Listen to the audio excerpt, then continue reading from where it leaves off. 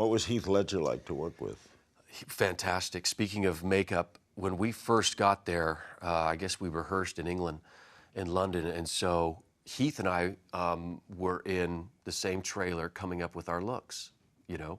So I would be working on Two-Face over here, and Heath would be on the other side of the trailer with his makeup man, and they would be, you know, Heath would be going, making noises from the other side of the room, you know, like this, and I would look over, and he's coming up with his makeup. Which I thought was real special, you know, and then we would talk about it and that sort of thing. Wow. Just a really great guy. My one experience with Heath on the film was our scene together in the hospital bed, which is really my only scene with him. And it was, I was in the hospital bed that day, and I thought, well, I don't really have any lines.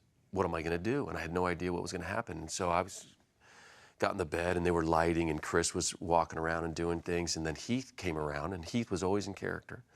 So he would come around and, you know, be talking to himself in the corner, like this. And then he would come up, I was laying there, and I was watching him the whole time. And he came up and would walk around me like this. And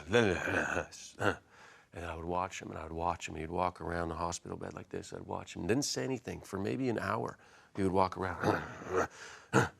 And then we'd watch him, and then he'd start saying his lines. And I would watch him, boom, watch him come around the bed like this.